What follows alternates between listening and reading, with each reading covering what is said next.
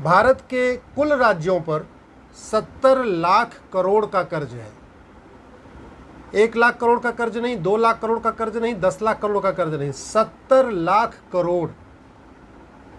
उत्तर प्रदेश पे 6 लाख करोड़ का कर्ज है, बिहार पे 3 लाख करोड़ का कर्ज है, बंगाल पे 4 लाख करोड़ का कर्ज है, महाराष्ट्र पे 6 लाख करोड़ का कर्ज, तमिलनाडु पे 6 लाख करोड़ का कर्ज, आंध्रा तेलंगाना पे 3-3 लाख करोड़ का कर्ज, पंजाब पे 3 लाख करोड़ का कर्ज है। छोटा सा दिल्ली है, इसके ऊपर भी 50,000 करोड़ का कर्ज है। कुल 70 लाख करोड़ का कर्ज है। इसके बावजूद पॉलिटिकल पार्टियां चुनाव के पहले मुफ्तखोरी का कंपटीशन करती हैं। एक पॉलिटिकल पार्टी कहती है कि हम आपको मंगलसूत्र देंगे, दूसरी पॉलिटिकल पार्टी कहती है हम तो चेन देंगे, तीसरी पॉलिटिकल पार्टी कहती है हम तो स्कूटी देंगे, चौथी पॉलिटिकल पार्टी कहती है हम तो कैश भी देंगे। सारे वादे कर रहे हैं, पैसा कहाँ है कुछ नहीं पता। अगर मेरे जेब में 100 रुपये नहीं है और मैं 500 रुपये का सामान खरीदने का वादा करूं, तो इसका मतलब कुछ न कुछ तो गलत करना पड़ेगा ना। इसीलिए इस मुफ्तखोरी को रोकने के लिए मैंने सुप्रीम कोर्ट में PIL फाइल किया। इस साल जनवरी 2022 में मैंने PIL फाइल किया। सुप्रीम कोर्ट ने इस मामले को बहुत गंभीर माना और गंभीर मानते हुए इलेक्शन कमीशन और सेंट्रल गवर्नमेंट को नोटिस जारी किया। 6 महीने बीत चुके हैं, बल्कि 7 महीने बीत गए। 25 जनवरी को सुप्रीम कोर्ट ने नोटिस जारी किया था। आज तक सेंट्रल गवर्नमेंट का जवाब नहीं आया। इलेक्शन कमीशन का जवाब आया, उसने अपना हाथ खड़े कर दिए। इलेक्शन कमीशन कह रहा है कि हम तो ये जो मुफ्तखोरी इसको रोक नहीं सकते, हमारे पास कानून बनाने का अधिकार नहीं है। सेंट्रल गवर्नमेंट का भी जवाब नहीं आया। आज ये मैटर सुप्रीम कोर्ट में लगा हुआ था।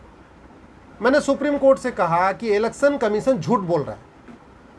इलेक्शन कमीशन के पास मुफ्तखोरी रोकने की पावर है। पॉलिटिकल पार्टियों को सिंबल इलेक्शन कमीशन देता है। तो ये सामान्य सी बात है कि जो व्यक्ति कुछ देता है उसके पास लेने की भी पावर होती है। इलेक्शन सिंबल पॉलिटिकल पार्टियां देती हैं, पॉलिटिकल पार्टियों को इलेक्शन सिंबल इलेक्शन कमीशन देता है, इसलिए वो सिंबल वापस ले सकता है। किस पॉलिटिकल पार्टी को स्टेट की मान्यता मिलेगी, किस पॉलिटिकल पार्टी को नेशनल पॉलिटिकल पार्टी की मान्यता मिलेगी, ये भी इलेक्शन कमीशन तय करता है। तो यानी जो पार्टियां मुफ्तखोरी को बढ़ा रही हैं उनकी जो मान्यता है वो भी इलेक्शन कमीशन रद्द कर सकता है। पॉलिटिकल पार्टियों के सिंबल को भी इलेक्शन कमीशन सीज कर सकता है। लोगों के चुनाव लड़ने पे बैन भी कर सकता है। ये पावर है उसके पास, लेकिन वो अपनी पावर यूज़ नहीं करना चाहता।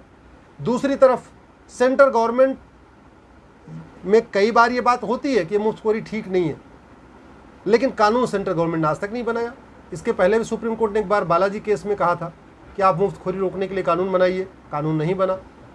इलेक्शन कमीशन को कहा था मुफ्तखोरी रोकने के लिए गाइडलाइन बनाओ, गाइडलाइन नहीं बनी। तो आज मैंने यही कहा कि अब ऐसे बात नहीं बनेगी। पॉलिटिकल पार्टियों की मान्यता रद्द करने, कैंडिडेट के चुनाव लड़ने पे रोक लगाने के लिए एक गाइडलाइन ज़रूरी है, सुप्रीम कोर्ट का डायरेक्शन ज़रूरी है। दूसरा, इंडियन पिनल कोड में ब्राइबरी का कानून है, ब्राइबरी की एक धारा है, लेकिन इसको ब्राइबरी माना नहीं जाता। अरे भैया, इससे बड़ी ब्राइबरी क्या होगी। मैं आपको कह रहा हूं कि मुझे आप वोट दोगे तो मैं आपको मंगलसूत्र दे दूंगा, आप मुझे वोट दोगे मैं आपको स्कूटी दूंगा, आप मुझे वोट दोगे मैं आपको फ्री पानी दूंगा, आप मुझे वोट दोगे मैं आपको फ्री की बिजली दूंगा। पॉलिटिकल पार्टी वादा करती है, ये पैसा कहाँ से लाता है? क्या पॉलिटिकल पार्टी अपने घर से पैसा लाती है? क्या कोई नेता अपने घर से पैसा लाता है या पॉलिटिकल पार्टी अपने चंदे में से ये काम करती है? पैसा किसका? टैक्स पेयर का। टैक्स पेयर से पूछा नहीं जाता। 5 करोड़ लोग टैक्स देते हैं, उनसे एक बार नहीं पूछा जाता कि आपने जो टैक्स दिया इसको हम कहाँ खर्च करें, कैसे खर्च करें, फ्री की रेवड़ी बांटें कि नहीं बांटें, फ्री का मंगलसूत्र दें कि नहीं दें, कोई नहीं पूछता। पैसा टैक्स पेयर का मालिक बन के बैठे हैं पॉलिटिकल पार्टियाँ, जो मन करते वादा कर देती हैं और ये भी नहीं देख रहे हैं कि देश की कंडीशन क्या है। 70 लाख करोड़ का कर्जा है। अगर हमने इसको नहीं रोका, यही बात मैंने सुप्रीम कोर्ट से कही आज कि अगर हमने मुफ्तखोरी को नहीं रोका, ये जो मुफ्त में रेवड़ी बांटी जा रही इसको नहीं रोका, भारत का हालत वही होगा जो श्रीलंका की आज हालत हो रखी है। श्रीलंका में भी मुफ्तखोरी पे लगाम नहीं लगाया गया। श्रीलंका में रेवड़ियाँ जो बांटी गई थी मुफ्त में, पॉलिटिकल पार्टियों ने बांटा, उसको नहीं रोका गया। आज श्रीलंका बेहाल है। 100 रुपये किलो चीनी मिल रही है, 100 रुपये का एक एक लड्डू मिल रहा है वहाँ पे। ये सिचुएशन आ गई, इतनी महंगाई हो गई, पूरी तरीके से बैंकरप्ट हो चुका है श्रीलंका, पूरी इकोनॉमी बर्बाद हो चुकी है। कोई श्रीलंका को उधार देने के लिए तैयार नहीं है। भारत भी जो उधार लेके रेवड़ी बांट रहा है, ये कब तक कौन उधार देगा? कब तक वर्ल्ड बैंक उधार देता रहेगा? कब तक अमेरिका उधार देता रहेगा? कब तक लोग बाहर से उधार देंगे? लोगों ने लंका को उधार देना बंद कर दिया, लंका कोलैप्स हो गया, बर्बाद हो गया लंका। यही हालत कुछ दिन भारत में होगी। भाई 70 लाख करोड़ का कर्जा है, चलो मान लो 10-20 लाख करोड़ और कर्जा मिल जाएगा। एक दिन तो ऐसा आएगा ना कि लोग उधार देना बंद कर देंगे, उधार देना बंद कर देंगे, पूरा हमारी इकोनॉमी कोलैप्स हो जाएगी।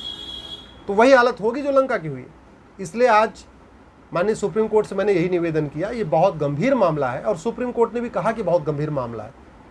इलेक्शन कमीशन सुप्रीम कोर्ट ने पूछा, आप बताइए ये मामला, आप इसको सीरियस मामला मानते हैं? इलेक्शन कमीशन ने बोला हाँ मामला बहुत सीरियस है। फिर सुप्रीम कोर्ट ने बोला जब मामला सीरियस है तो आप इस पर कुछ करते क्यों नहीं, फिर अपने हाथ क्यों खड़े कर रहे? सेंट्रल गवर्नमेंट के एडवोकेट से पूछा, भाई ये मामला आप इसको सीरियस मानते हैं?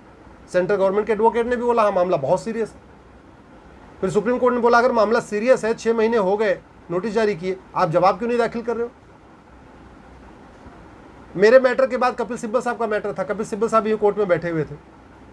चीफ जस्टिस ने सिब्बल साहब को उठाया, बोले हाँ भाई बताइए आप सिब्बल साहब, आप तो पार्लियामेंटेरियन है, ये मामला सीरियस है कि नहीं है? सिब्बल साहब बोले हाँ मामला बहुत सीरियस है। चीफ जस्टिस ने बोला अच्छा फिर आपकी क्या राय है? बोला जी फाइनेंस कमीशन की भी इसमें ओपिनियन होनी चाहिए। उन्होंने बोला फाइनेंस कमीशन भी इसको कुछ कर सकता है। तो अब 1 सप्ताह बाद दोबारा सुनवाई होगी और इलेक्शन कमीशन को फिर से आके बताना है कि वो क्या क्या स्टेप्स लेने वाले हैं इस मुफ्तखोरी को रोकने के लिए। सेंट्रल गवर्नमेंट को बताना है कि वो क्या क्या इस पर कानून बनाने वाले हैं मुफ्तखोरी को रोकने के लिए।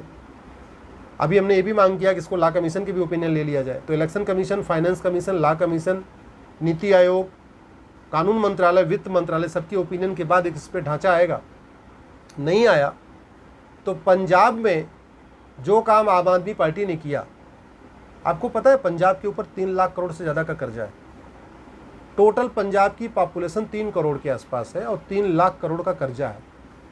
इसका मतलब पंजाब में रहने वाले जितने भी छोटा जो बच्चा है उसके ऊपर भी 1 लाख का कर्जा है। दिल्ली की पॉपुलेशन 2 करोड़ है, 50,000 करोड़ का कर्जा है। अब खुद ही आप कल्पना कर लीजिए, कोई ऐसा दिल्ली का छोटा बच्चा भी नहीं जिसके ऊपर कर्जा नहीं। यूपी की पॉपुलेशन 25 करोड़ है, 6 लाख करोड़ का कर्जा है। मध्य प्रदेश के ऊपर भी कर्जा। ऐसा भारत में कोई स्टेट नहीं जिसके ऊपर 10,000, 20,000, 50,000 करोड़ का कर्जा नहीं है। ज़्यादातर राज्यों पे तो भाई हमारे देश में आप समझो ना 70 लाख करोड़ का कर्जा है। चाहे वो बिहार हो या बंगाल हो या यूपी हो या बिहार, आपका झारखंड हो, छत्तीसगढ़ हो, सारे राज्यों पे कर्जा है। लेकिन पॉलिटिकल पार्टियां ये जनता को बता ही नहीं रही हैं। वो मुफ्त की रेवड़ी बांट रही हैं लेकिन ये नहीं बता रही हैं ये रेवड़ी जो हम आपको खिला रहे हैं ये हम उधार लेके खिला रहे हैं।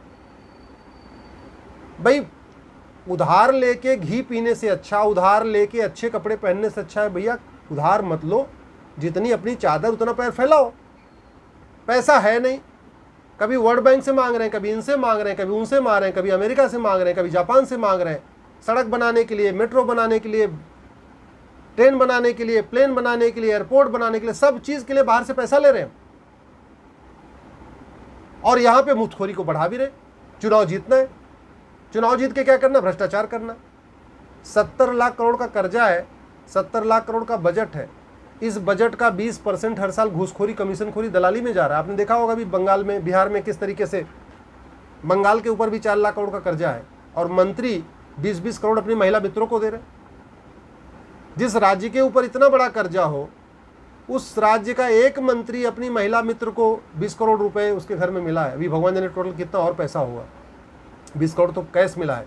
अभी पता नहीं कितनी पेट्रोल पंप होगी, कितनी और उनके फैक्ट्रियाँ होंगी और क्या क्या उनके पास और प्रॉपर्टी में लगा होगा। हो सकता है कोई शॉपिंग मॉल भी हो सकता है प्लॉटें भी हो सकता है फ्लैट भी हो, भगवान जाने और क्या क्या होगा, वो तो जांच में पता चलेगा। तो इस देश के नेता, जो देश खुद बदहाल है, जो देश खुद इस समय फटेहाल है, जो देश खुद कर्ज में डूबा हुआ है, सारे राज्य कर्ज में डूबे हुए हैं, लेकिन नेता सत्ता की खातिर लगातार मुफ्तखोरी बढ़ा रहे हैं। और सत्ता क्यों चाहिए? सेवा करने के लिए नहीं चाहिए, सत्ता चाहिए और लूटने के लिए। और ज़्यादा जो है, जो कर्ज लेके आ रहे हैं उसको भी और लूट कर अपने घर में रखने के लिए।